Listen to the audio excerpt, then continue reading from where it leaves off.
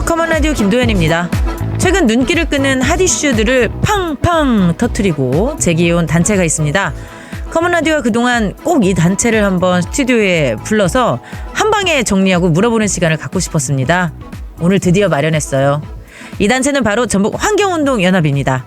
오늘 직접 묻고 정리하려는 이슈는 세 가지인데요. 하나는 학교 운동장의 인조잔디. 이거 몸에 안 좋다. 더 만들면 안 된다. 이 문제 지난주에 뜨거웠었죠. 또 하나는 위기에 빠진 새만금 재생에너지 사업. 국내 최대 규모로 추진 중인 새만금의 재생에너지 사업이 왜 흔들리고 어떻게 풀어야 할지 이것도 짚어봅니다. 마지막 하나는 옥정호의 독성 문제인데요. 식수로도 사용되는 옥정호 상수원이 정말 심각한 독성을 가지고 있는 걸까요? 이제 커먼 라디오가 오늘 이 궁금증을 하나하나 풀어드립니다. 커먼 라디오 오늘 방송도 전북 CBS 노컷뉴스 유튜브 채널로도 시청하실 수 있습니다. 다 같이 커먼!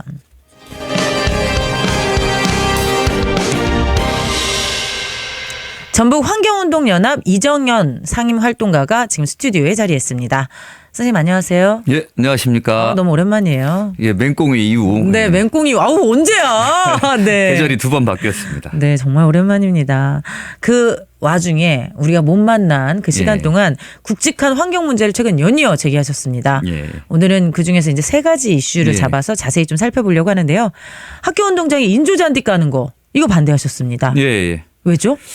일단 교체 시기를 훌쩍 넘긴 낡은 인조단지 운동장 그리고 중금속이라든지 환경 호르몬 등 유해성 평가에서 불합격 판정을 받은 운동장이 있는데요.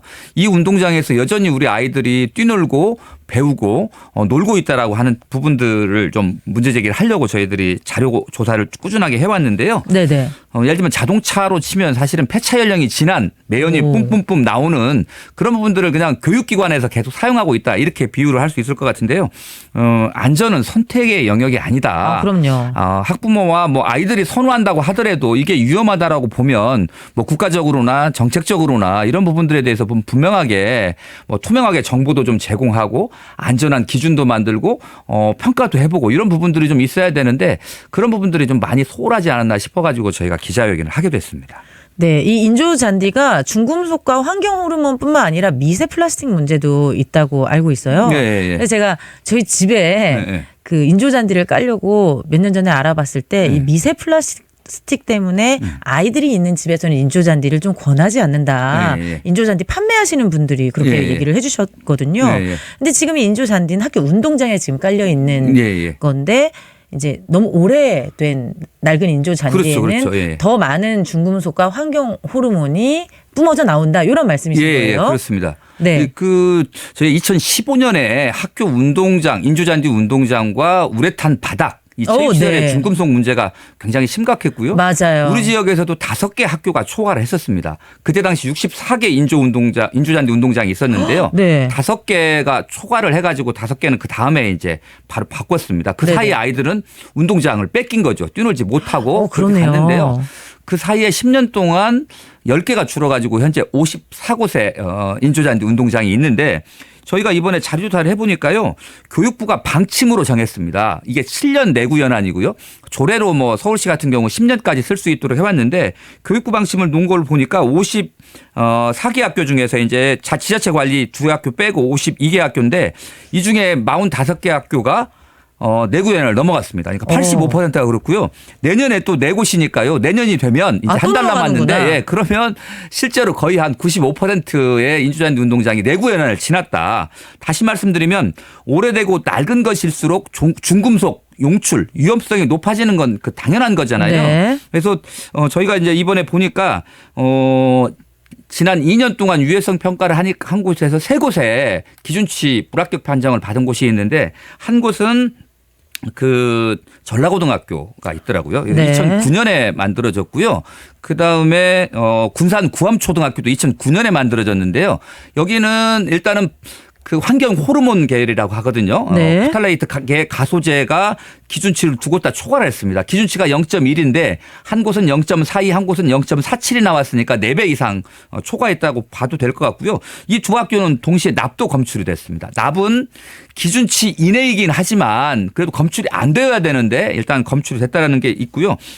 익산의 황등초등학교는 기준치 약간 오버해서 불합격 판정을 받았는데 문제는 이 학교가 계속 아이들이 지금 전라고 같은 경우는 거의 2년 가까이 그대로 유지가 되면서 아이들이 뛰놀고 있고요. 아직 교체 계획도 현재로서는 없는 걸로 알고 있습니다. 그리고 군산 구암초는 현재 철거해서 교체 작업을 진행을 하고 있는 상황이라고 보시면 될 것 같습니다. 그럼 여기서 한 가지 좀 짚어볼게요. 이 인조잔디 자체가 문제입니까? 아니면 내구 연한을 넘게 쓰면서 발생하는 중금속이 문제인 건가요? 일단 둘 다 문제라고 말씀드릴 수 있을 것 같습니다. 그러니까 인조잔디는 기본적으로 일단 플라스틱 계열이지 않습니까? 그렇죠. 그래서 인조잔디에 예를 들면 뭐 풀같이 나오는 그게 있고요. 그거를 받쳐주는 백코팅제라고 하는 바닥이 맞아요. 있고요. 그다음에 지금은 이제 안 쓰기도 한다고 하는데 충전재가 있습니다. 예를 들면 마찰력을 좀 낮춰주기 위해서 그렇게 하고 있는데요. 어쨌든 이게 플라스틱이고 예를 들면 뭐 햇빛에 부식이 된다거나 그다음에 계속 쓸리게 된다거나 이렇게 되면 알갱이들이 부서지거나 이렇게 돼서 이 코로나 흡입이 돼서 폐로 들어가잖아요. 네. 예를 들면 입으로 들어가는 건 다 나갈 때가 있는데 폐로 들어가면 나갈 데가 없습니다. 그래서 이 흡입 독성이 가장 위험한데 이런 독성 물질이 함유된 특히 이제 충전재 같은 경우는 과거에 우리 쉽게 말하면 이게 잘 안 달아져야 되니까 그러니까 폐타이어 타이어와 같은 이런 성분의 것을 가지고 만들거든요. 그래서 이제 여기에는 크게 보면 우리가 품질 검사할 때 유해성 검사할 때 보면서 한 3가지 정도를 하는데요.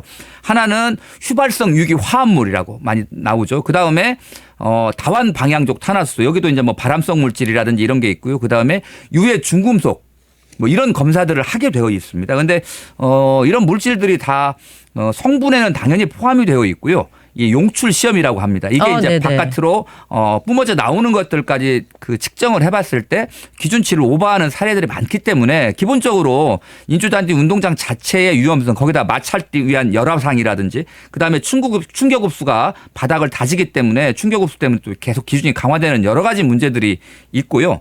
당연히 오래된 것들은 제가 엊그제 학교는 그나마 조금 관리가 되는데요. 지자체에서 쓰는 우리 철연공원 같은 운동장들 거기서 한번 운동을 열심히 하고 났더니 막 신발에 푸른색이 묻어날 정도로 관리가 안 되는 부분들이 많이 있습니다. 그러다 보니까 낡으면 낡을수록 기준을 설정했다고 하지만 이게 이제 뭐 바스러지거나 예를 들면 뭐 이렇게 아주 초미세먼지화 돼가지고 흡입으로 돼서 위협할 수 있다라는 겁니다. 그 가능성이 높아진다는 거죠. 낡으면 낡을수록 이게 닳기 때문에 좀 더 그 작은 입자로 흡입할 위험이 더 높다라는 말씀이십니다. 이렇게 건강하라고 운동장 만들었는데 그 운동장이니까 인조잔디가 건강에 해롭다는 거예요. 그래서 환경운동연합을 포함한 환경단체와 교육단체들이 어제 교육청 앞에서 전면 재검토를 요구했습니다. 교육청의 입장은 어떤가요? 일단 뭐 교육청은 뭐 늘 사실 지금까지는 인조잔디 유해가 너무 위험하고 예를 들면 운동장에 어떤 다양한 프로그램을 진행하기 어려운 한계들이 있으니 낡은 인조잔디를 전체적으로 새로운 예를 들면 천연 잔디라든지 마사토 운동장으로 바꾸겠다고 했습니다. 그래서 지난 2015년부터 올해까지 한 7년간 보니까 10개소 정도를 천연 잔디 한 곳 그리고 뭐 마사토 일반 흙 물 빠짐이 좋은 흙으로 만든 운동장을 그렇게 했고요. 그동안은 7년 동안 10군데요? 예.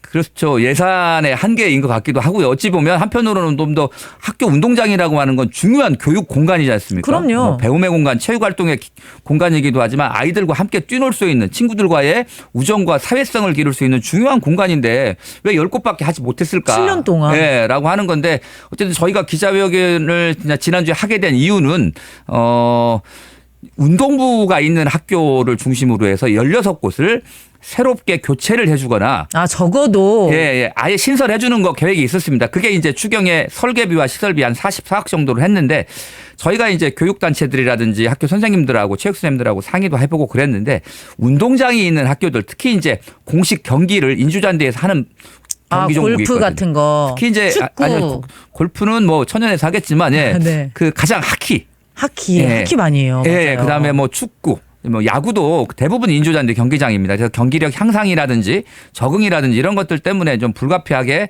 인조잔디가 필요하다라고 저희들도 그 부분에 대해서는 좀 공감하고 있는데 안전성이 확보된다라고 하는 전제에서. 근데 문제는 내년에 거의 한 요런 사업을 추진하는 것과 일반 학교 10곳을 공모 절차를 거쳐가지고 인조잔디를 깔아주겠다고 하는 겁니다. 그래서 또? 예, 저희가 운동부 있는 학교를 신설해 주는 것도 사실은 정말 신중해야 되고 유해성 평가 그러니까 예를 들면 품질에 대한 성분 조사와 약간의 용출 시험 조사가 아니고 이 인조잔디 운동장이 어린이와 청소년 성장기에 있는 아이들에게 어떤 영향을 미치는지를 뭐 노출 평가, 건강 유해 평가 이런 것들을 다양하게 해보고 나서 안전하다고 하면 운동부 있는 학교 정도는 할 수 있겠다 판단이 드는데 저는 일반 학교는 아니라고 생각합니다. 엄격한 기준을 통과한 인조잔디만 그것도 운동부가 있는 학교에서 예외적으로 인조잔디를 깔고 나머지 일반 학교에서는 인조잔디 절대 안 된다라는 입장인데 교육부에서는 오히려 반대로 인조잔디 깔아주겠다라는 예산을 세웠다는 거죠. 공모를 받아가지고 그렇게 하는 겁니다. 제가 그래서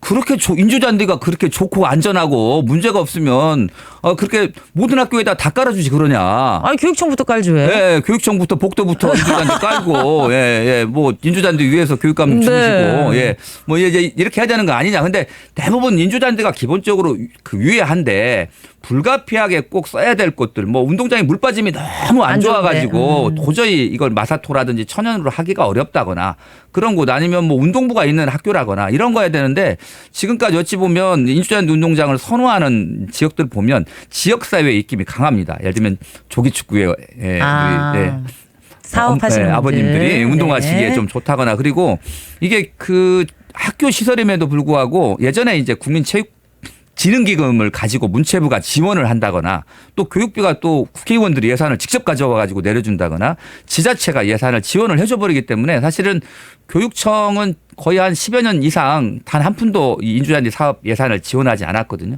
근데 다른 데서 재원을 가져다가 까는 경우들도 좀 종종 있습니다. 교육청 지금 돈도 많다는데 좀 운동장을 신경을 좀 쓰셨으면 좋겠다는 생각이 듭니다. 그러니까 선생님들은 이런 얘기를 하시더라고요. 그러니까 인조잔디도 역시 내구연 한 10년 지나가면 바꿔줘야 되잖아요. 이 예산이 한 14, 15억 정도 됩니다. 한번 요즘 까는데 많이 올랐습니다. 네네. 그래서 쓰레기도 많이 나오고 있고요. 이건 역시도 관리를 해줘야 되거든요.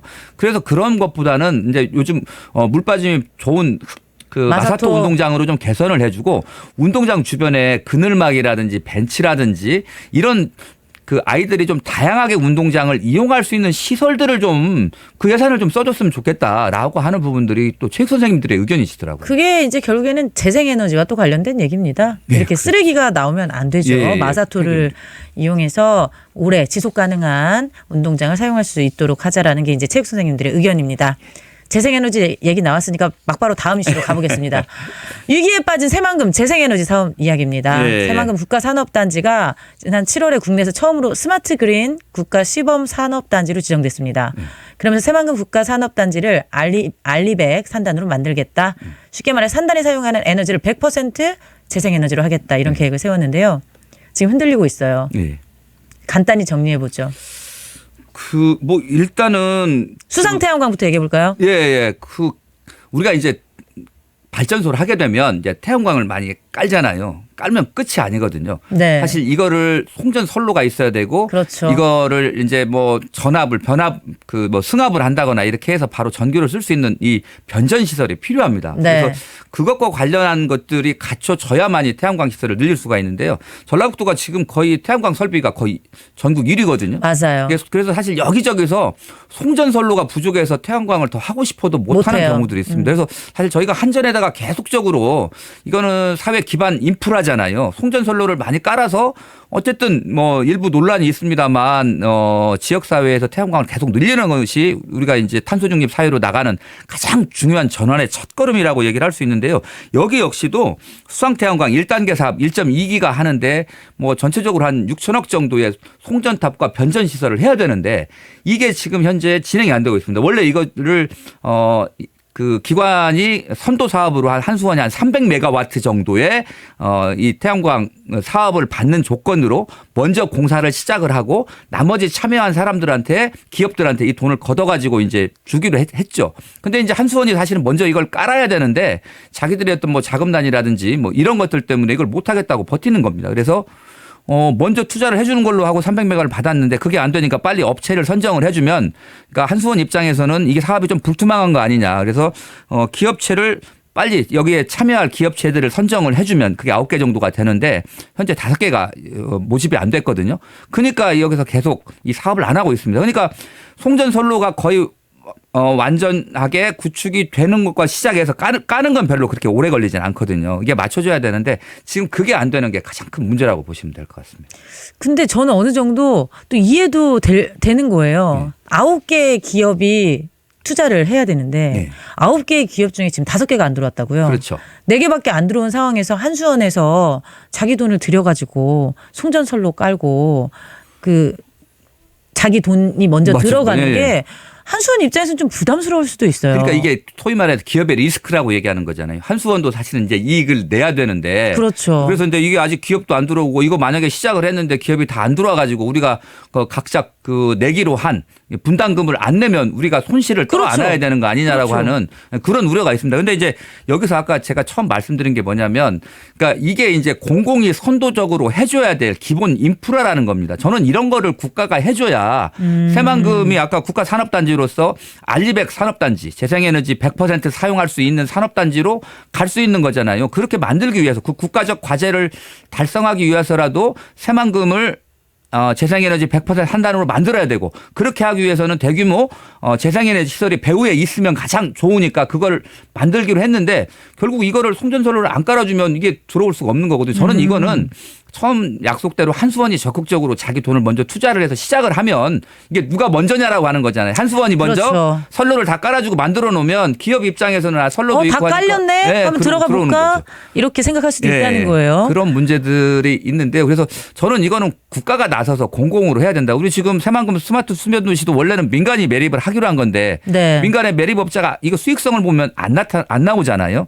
그러니까 결국은 일단 국가가 기본적인 매립 사업을 진행을 하고 기반 조성까지는 하고 나서 분양을 하겠다 이런 것처럼 저는 국가가 정말 탄소 중립으로 가기 위해서 재생에너지 비율을 높여야 된다라고 하면 송전선로 같은 경우는 당연히 새만금에 국가 예산으로 먼저 깔고 나면 기업들이 눈치 안 보고 들어올 거 아닙니까? 그때 분담금 걷어가지고 이걸 충당하면 되고요. 그다음에 이제 계속 군산에 이제 저희가 이 새만금 재생에너지 하면 이 재생에너지의 이익이 상당수가 지역 주민에게 돌아와야 된다. 그래서 이제 주민 참여형으로 대부분 설계를 했지 않습니까? 네. 그렇게 하고 시민 펀드라든지 이런 부분들을 모집하는데 이게 지금 정부가 승인을 안 해주는 문제가 하나가 그런 것도 있군요. 예, 그게 있고요.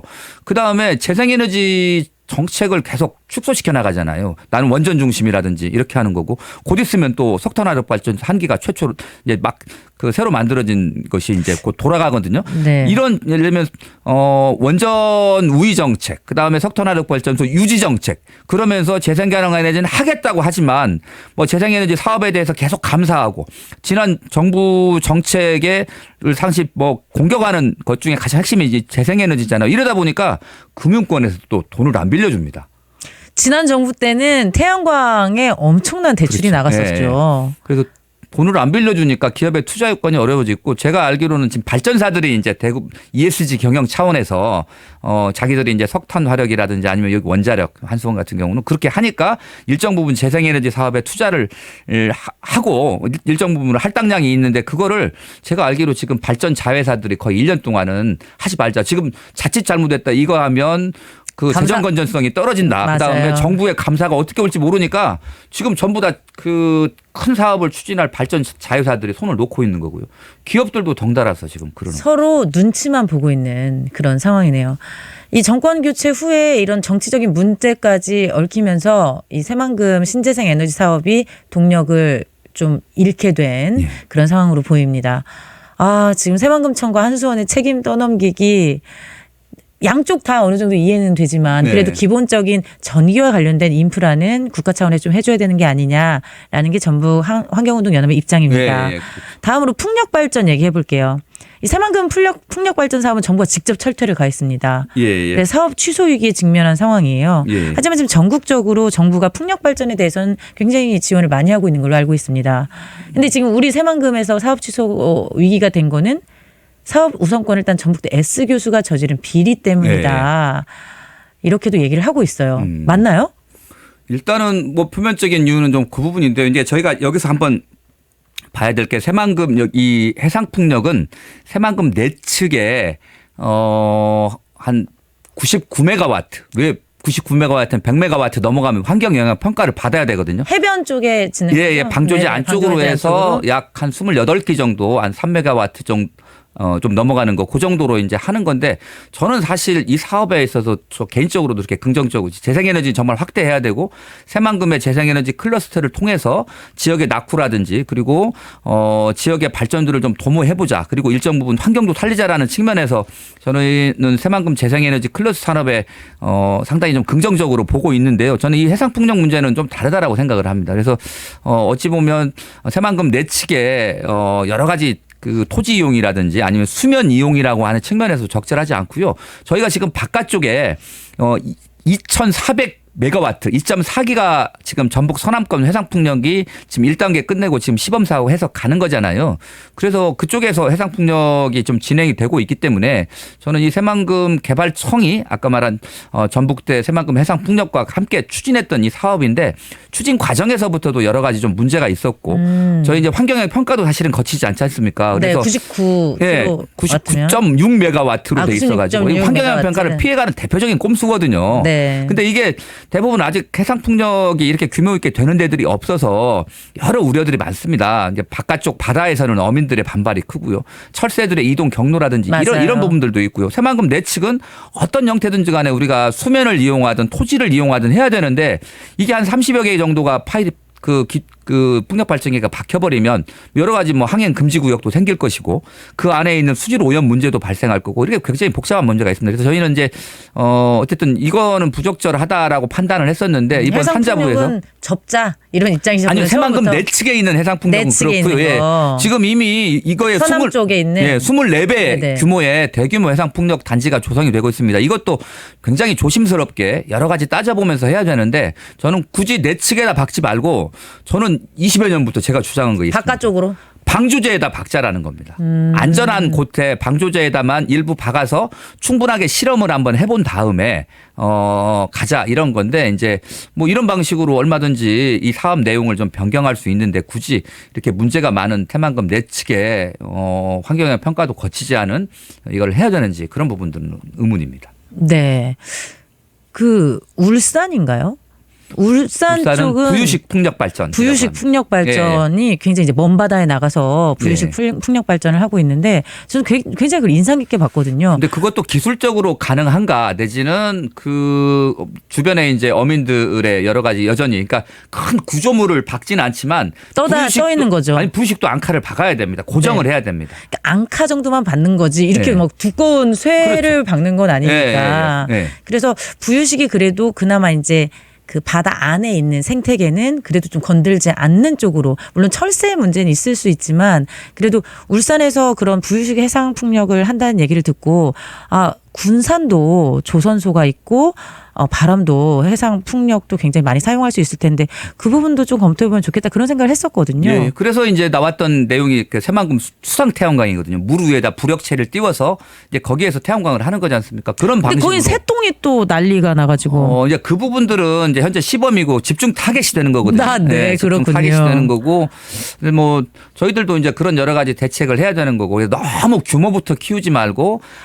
좋은 일이고 착한 일일수록 제대로 바르게 해야 되거든요. 그럼요. 그런 의미에서 그런 부분들 보완해서 가야 되는데 어쨌든 새만금에 지금 이용 못하고 나와 있는 황무지와 같은 노출지들이 굉장히 너무 많죠. 일단 거기부터 하고 그다음에 아직 저희는 이제 해수유통이 거의 기정사실화 되어 있기 때문에 네네. 일부 이제 바다가 복원이 되고 생태계가 복원이 돼야 되는데 그 과도기적인 과정에서 수면의 일부를 수상태양광을 한 20년 정도 띄워서 발전을 하게 되고 20년 후에는 얼마든지 이제 뭐 걷어내든지 아니면 계속 유지하든지는 다음 세대가 판단할 문제니까 그때 결정해도 되지 않을까 싶습니다. 네. 그러니까 뭐 제 생각은 다양한 재생에너지 개발 사업을 새만금에서 좀 했으면 좋겠다라는 취지입니다. 길게 봐야 되는 사업이기 때문에 더더욱 개발 사업에 대한 투자는 필요하기 때문에. 그렇죠. 근데 진짜 중요한 기회가 하나 생겼습니다. 지금 굉장히 예를 들면 이 정부가 재생에너지 정책이 후퇴하고 있고 네. 원전 정책을 우위로 두고 있고 석탄 발전소는 유지하는 방식으로 지금 이제 전력수급 기본 계획들을 거의 짜고 있지 않습니까? 그런데 아주 변수가 하나 있는 게 9월 15일 날 삼성이 아리백 선언을 했습니다. 근데 이 아리백 선언이 그냥 뭐 공장에서 쓰는 전기 정도가 아니고 전 과정에 대한 에너지를 다 재생에너지로 쓰겠다라고 선언을 한 거지 않습니까? 그러면서 삼성이 우리 사회에 부탁한 게 하나 있습니다. 자기들이 예를 들면 아리백을 하려면 자연에서 얻는 재생에너지가 있어야 되는데 아직 우리가 한 5%밖에 안 되거든요. 지금 전체적인 네. 수준이. 그러다 보니까 이게 자기들이 5%가 뭐야? 네, 폐기물을 빼고 나면 네. 더 적습니다. 네. 그러니까 그러다 보니까 공급받을 곳이 없기 때문에 사회적으로 재생에너지를 늘리는 것에 좀 그 역할을 해주십사라고 하는 요청들이 있었는데요.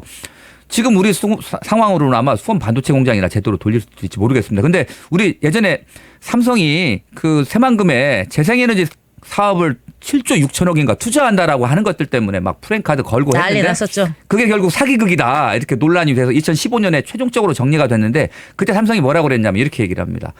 다음에 투자 여건이 개선이 되고 이 재생에너지 사업들이 좀 더 활발하게 해야 될 상황이 되면 우리는 새만금에 가장 먼저 투자하겠다라고 했거든요. 오. 그 약속을 저는 물고 늘어져야 된다고 생각을 합니다. 왜냐하면 삼성이 지금 절박하거든요.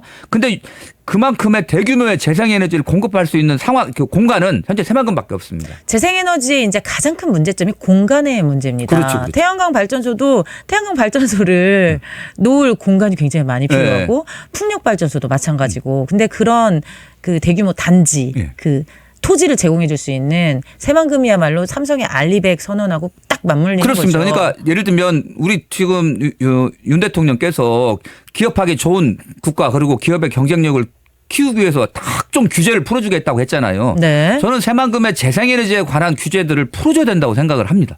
그것이 바로 삼성과 우리나라 기업의 경쟁력을 높이는 길이고 탄소 중립을 앞당기는 길이거든요. 그리고 저는 지역의 정치권들은 예전에 막 그렇게 그 할 때는 막 서울까지 걸어가고 머리 깎고 프랜카드 걸고 막 할 때는 그랬는데 지금 삼성이 알리백 선언을 하기로 했고요. 근데 지금 이 재생에너지 사업 클러스터가 지금 좌초될 위기에 놓여 있단 말이에요.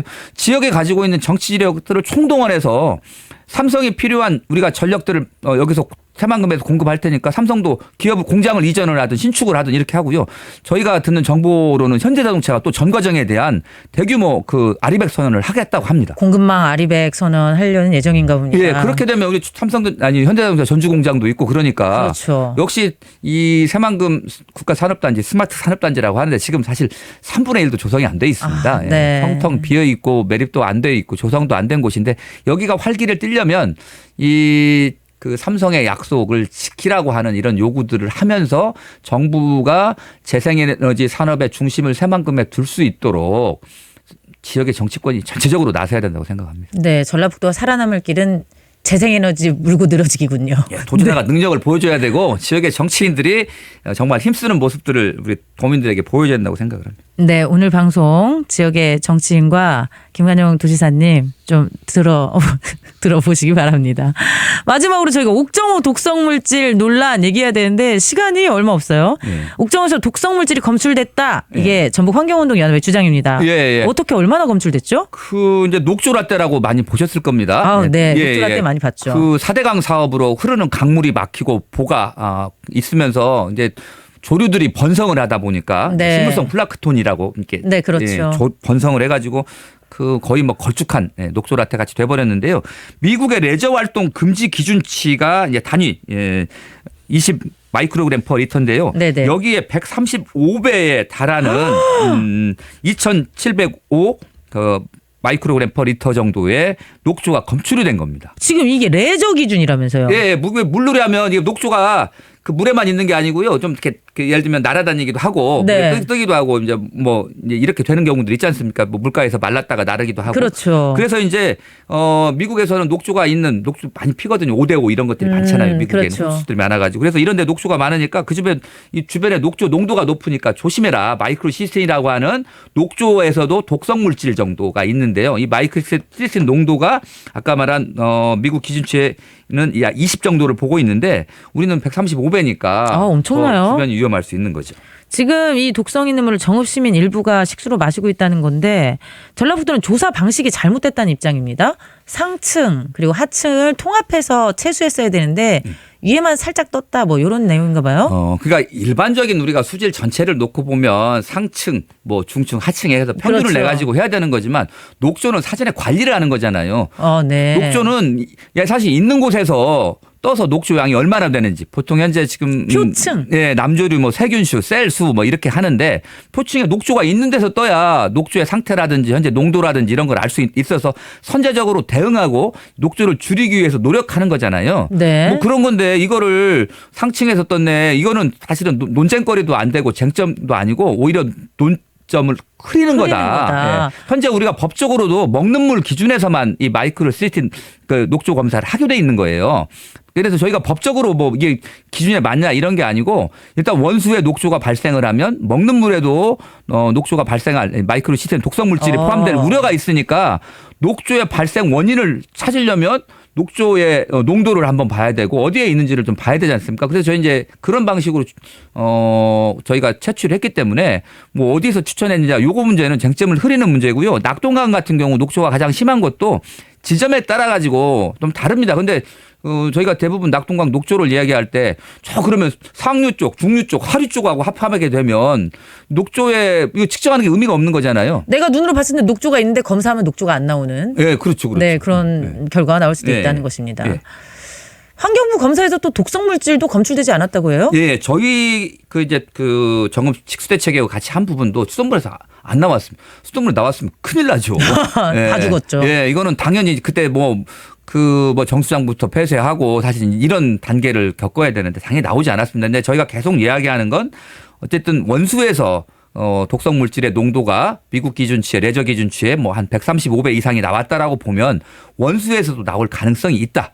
그리고 저희가 이제 이거를 10월 넘어서 이제 10월 초에 이제 채취를 했는데 사실 가장 녹조가 창궐했을 때는 9월 중순이었거든요. 그때는 이제 저희도 채취를 해서 측정을 못 했던 거고 그때는 더 높았을 거고 그래서 그런 우려들 때문에 저희가 요구한 건 전라북도가 녹조 대책을 수립을 해라.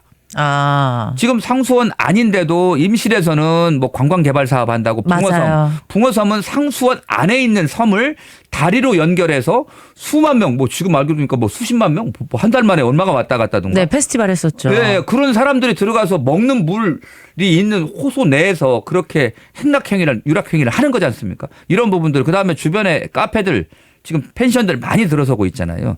그래서 이런 부분들에 대한 그 개발을 일정 부분 좀 줄이고 조절하고 그러면서 녹조 발생 원인들을 좀 찾아서 하고 그다음에 시민들이 불안하잖아요. 그러면 정수장에서 정수 처리를 더 잘해야 되잖아요. 그렇죠. 보통 일반적인 정수 처리가 있고 고도 정수 처리를 하는 데가 있는데 정읍 시민들이 먹는 옹동 산성 정수장은 일반 정수 처리거든요. 그래서 여기를 일단 고도 처리하고 그래서 일단 먹는 물을 정말 안전하게 신뢰감 있게 시민들한테 알려주고 마실 수 있도록 하고 또 지역은 녹조가 어디서 많이 발생하는지 그 원인을 찾아서 녹조를 좀 줄일 수 있도록 하고 그다음에 취수구도 녹조가 가능하면 없는 곳으로 취수구를 정해서 물을 끓여서 공급할 수 있도록 하는 그런 부분들에 대한 이제 여러 가지 문제 제기를 지금 하고 있습니다.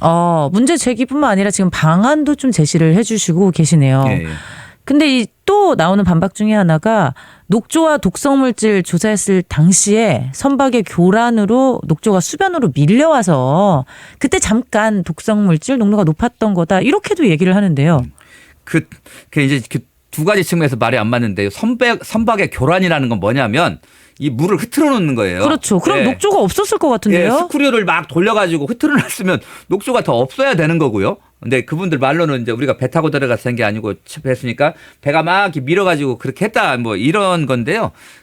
정읍 식수대책위원들이 거의 매일같이 이제 다녀왔는데 이때는 선박 그 스크류 작업, 교란 작업이 없었답니다. 아, 그렇군요. 설령 있었다 하더라도 아까 말한 대로 녹조는 있는 곳에 가서 재는 거기 때문에 없는 곳에 가서 재가지고 있는 곳 없는 곳을 합쳐가지고 하면 저희가 보기에는 평균값은 수치가 떨어지는 거잖아요. 그럼 자꾸 안심하게 하려고 하는 것보다는 저희는 선제적으로 녹조 대응을 하기 위한 조치를 하라는 의미에서 저희가 이거를 알려내는 겁니다. 투명하게 정보를 공개하는 것이 중요합니다. 예, 그렇습니다. 이런 논란이 있으니까 상수원을 옥정호에서 차라리 지난 용담댐으로 바꿔버리자 이런 주장도 있어요. 이건 환경부가 또 반대한다고요?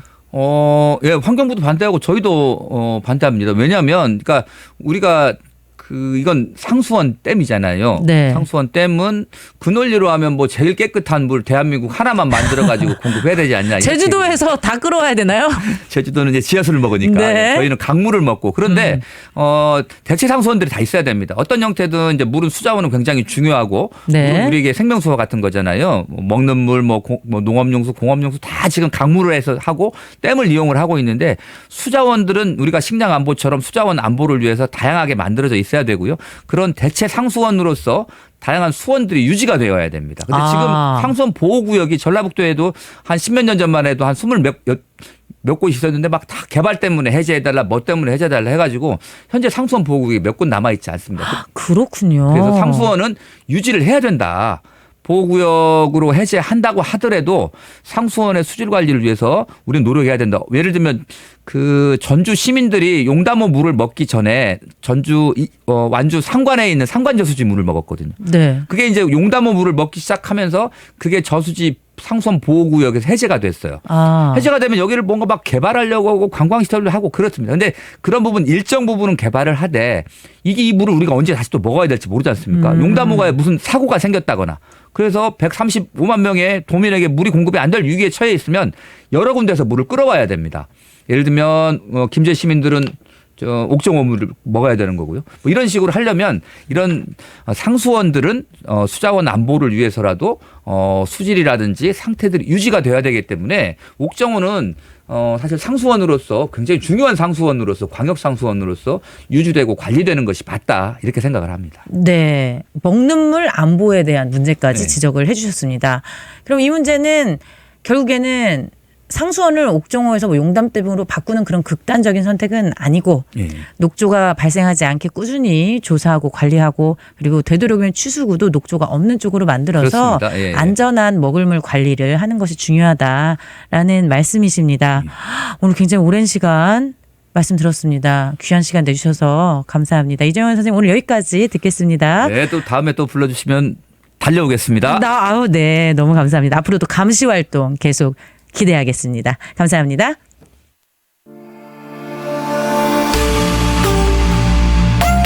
커먼 라디오 지금까지 저는 김도연이었습니다. 내일 낮 12시 반에 다시 만나요. 다 같이 커먼.